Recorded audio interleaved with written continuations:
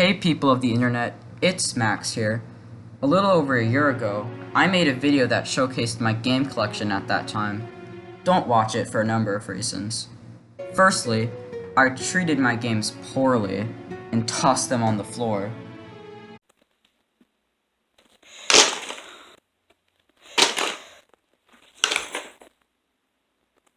I regretted doing that. I even said that I regretted doing it, so why did I do it in the first place? Second, it is just 20 minutes of me talking about the games, which does not help since I sounded so boring and unenthusiastic. Card. It's also compatible with the Game Boy Advance and Progressive. It's also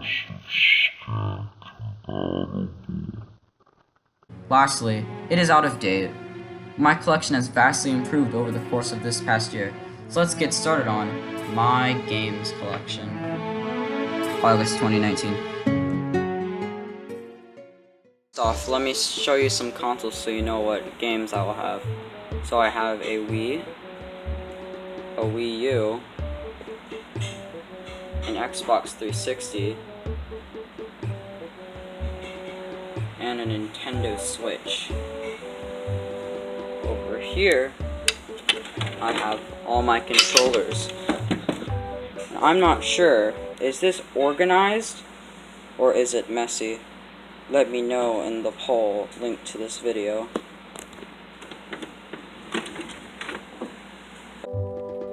Here is some unplugged consoles.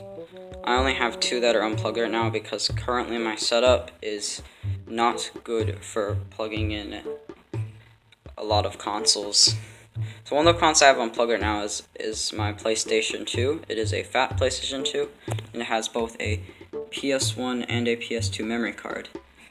And something that I was really excited to receive, it's a Sega Saturn. I mean, look at this thing, isn't it so 90s? I don't really know how to describe it. Just really cool, and you just open up and it goes. Ooh. And it even came with the better controller, with the good D-pad. Feels so nice. So that is all my consoles. To give you guys an understanding on how much my game collection has grown, let me show you how my game collection was about how it was in August of last year.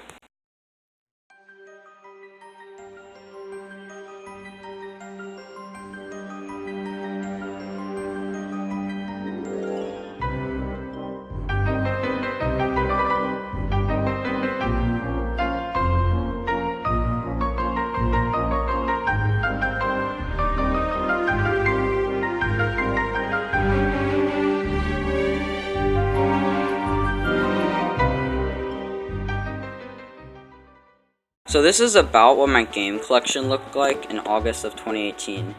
This is all the games that I currently own that I still owned in August of 2018. So as you can see, there are a few titles missing if you watch the August 2018 video. Back then I only had 2 GameCube games, which is insane. Now I have 5. I own basically all the Wii U games that I still own because I haven't collected anything for the Wii U in the past year. I had a bit more Wii games, but as you can see, it's only like 5 for right now because I sold my Sims Agents and New Super Mario Bros. Wii. My Sims was only the disc. It did not come with a box and manual, and it was all scratched up, but this one is nice and clean. Of course, I already told you about the Wii U games. I did not own Ocarina of Time, Majora's Mask 3D yet. And see this cartridge down there? It used to work, now it doesn't, because that's what you get when you buy Chinese bootlegs. I still own Wii Sports and Wii Sports Resort. Twilight Princess HD was in a crappy GameStop case, so just the disc to represent that. I did not own any PlayStation 2, Xbox 360, PlayStation 1, Nintendo Switch, or Saturn games at all back then. Because I kind of just started, and also I'm pretty sure all these games were not on the shelf. So yeah, this is what my game collection looked like in August of 2018. Almost. So here it is, guys. Here's all my games laid out nicely instead of being thrown on the floor. I will be reviewing these games in reversed alphabetical order and by console. So let's get started. I strangely wanted Pong for the PlayStation, and after picking it up, I was ready to have a next level Pong experience. Unfortunately, it showed me how bad I am at Pong, and I have yet to beat the first level. Croc is a game about a crocodile who goes on a cute platforming adventure, saving little fuzzballs called gobbos. The controls are a bit dated, but overall a good pickup for the PlayStation. My copy's manual is water damaged, unfortunately. The Lost World Jurassic Park for the Sega Saturn promises to be an amazing 3D experience on the platform. Since it is a movie tie-in game, my expectations for this game were very low. This game delivers, with its bland 3D environments, floaty controls with strange button arrangement, and generic orchestrated music. This is a bad game, but it is affordable for those collecting Saturn games like me. As everyone has said already, Shadow the Hedgehog is a bad game. I even picked up the worst version. My PlayStation 2 can barely handle it. Shadow of the Colossus is considered to be one of the best games on the PS2. I can see that since the Colossus battles are fun, usually, and it has a deep but minimal story. The game is so impressive that the game has constant frame rate drops. The one complaint I have is that the controls are very clunky. The Lord of the Rings, The Third Age, is an RPG that is so exciting that the back of the box compares it to Final Fantasy. I found this game to be pretty mediocre, since the graphics are bland, battles are less flashy than Final Fantasy, character models are pretty ugly, and the cutscenes just add an orange filter over everything. I only played for about half an hour. Maybe playing it more will help me see how good this game might be. Kingdom Hearts 2. Why'd I pick this game over the first one? Jak and Daxter is a platformer made by Naughty Dog that is fun, and that's all I can say because I've only played this for an hour. Final Fantasy X is considered to be one of the best Final Fantasy games ever made, and I really see that.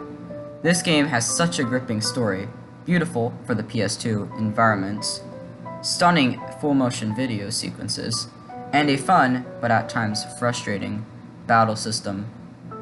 But this game has a difficulty spike around 12 to 13 hours in, and now I'm currently stuck on one of the hardest bosses in the game, which has 32,000 HP. Also, there's 78 bosses. 78! The Legend of Zelda, The Wind Waker, is the only Zelda game where you can experience a large ocean and a talking boat. The Legend of Spyro, A New Beginning, is the reboot nobody was asking for, with the voice cast consisting of those who performed Frodo Baggins from Lord of the Rings and Sirius Black from Harry Potter. One could think that this might be a game to pick up. Even though the story is kind of interesting, it is locked behind repetitive beat-em-up gameplay that barely changes over the course of the entire game. Sphinx and the Cursed Mummy is a budget title by THQ that was recently re-released onto current platforms. It is a budget title where you control two characters in an alternate version of ancient Egypt, and it has a mix of action, puzzle, and stealth sequences. I feel that this game desperately needed voice acting, since the cutscenes don't feel right. Sonic Adventure DX Director's Cut is the re-release of Sonic Adventure from the Dreamcast with updated models and textures, plus a ton of new content. This game might not be for everyone though, since this game notably lacks physics, but it is not as bad as Sonic 06. Ratatouille is another movie tie-in game. It is a platformer that is mediocre at best. Skyrim is a great game that many people poured hundreds of hours into.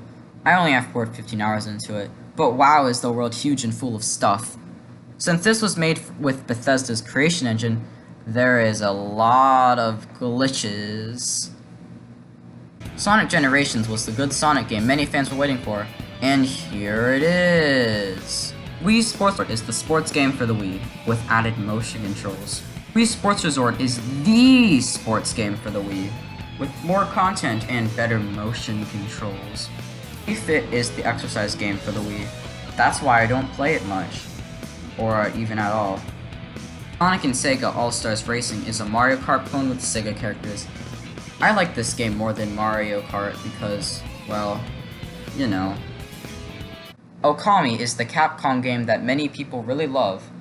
I have only played it once for about 45 minutes, and the gameplay and art style are fantastic.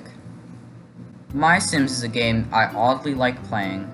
This game was EA's idea for a child-friendly Sims game. There are many quirky characters to befriend, or hate on, and they make you build things. Some may find this game bland and repetitive, but I digress. This is a game made for kids, you know. Mario Kart Wii is the Wii Mario Kart for the Wii. This is the only Mario Kart game I own, and it is very chaotic. It is so chaotic that it almost feels unfair at times. But hey, I never really got into Mario Kart. Twilight Princess HD is the dark and gritty Zelda game fans wanted back in 2006, now in HD on a dead console. Breath of the Wild was the Wii U Zelda game fans waited years for, until the game was released 2 months after the Wii U was discontinued. Everything about how good this game is has already been said, but let me tell you something about this copy that I have. Even though I bought it on Wii U, everyone else bought the Switch version. Super Mario Maker is the Mario level creator that has a sequel on the Switch that is better than this first game. Super Mario 3D World is the Mario game that has 3D levels with a time limit. Now, where is the $60 Switch port? Scribblenauts Unlimited is the Scribblenauts game with unlimited creativity until you reach the object limit. Nintendo Land is the minigame collection that came bundled with some Wii U's. I rarely play it. Minecraft for Wii U is the Minecraft port Nintendo console owners have been waiting for. It has since been discontinued, now I mainly play the Switch version. LEGO Dimensions was the LEGO company's answer to the growing popularity of Toys to Life games. It was discontinued in 2017 right when a second content update was planned to come out. It was discontinued since the Toys to Life market died, except for Nintendo's Amiibo. This game is also buggy as hell.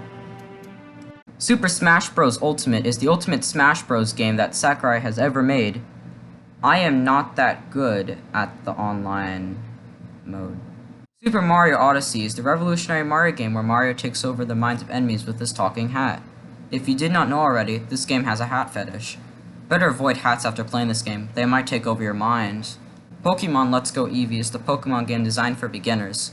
It is yet another remake of a Gen 1 game, this time Pokemon Yellow, and is the 5th time that the Kanto region is playable in a main series Pokemon game. Removing all the complicated stuff, what you are left with is a basic game where you must catch your Pokemon by playing Pokemon Go on your television. LEGO World is LEGO's answer to Minecraft. It is not as good as Minecraft, as the controls are a bit complicated, and the draw distance is very low. Crash Bandicoot Insane Trilogy is the Crash Bandicoot game Crash Bandicoot fans were waiting for after Crash Bandicoot died because of being rebooted.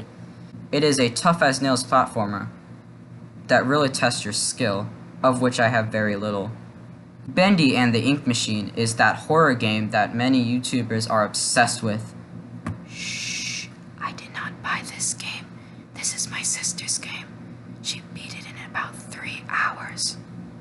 Ocarina of Time 3D is a remake of what is considered to be the greatest game of all time.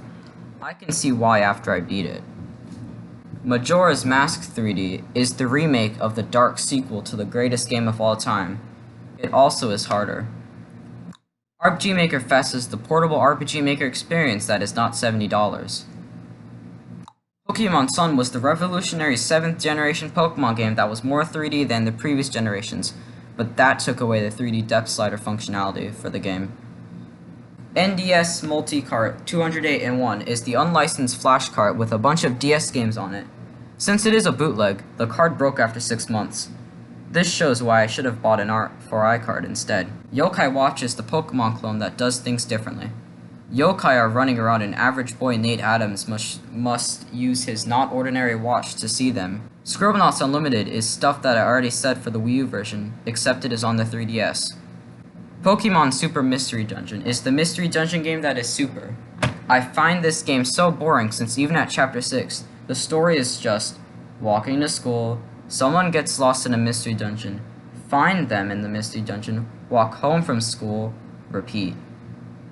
Scooby-Doo First Frights is the only official DS game I currently own.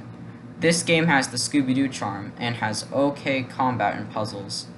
The graphics are not impressive to say the least. Wow, that was a lot to cover. Now let's put the games back on the shelf.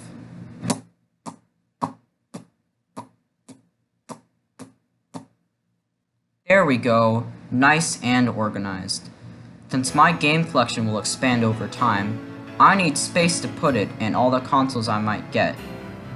The upstairs of my house is perfect for a game room, but it has to be cleaned, insulated, and possibly painted.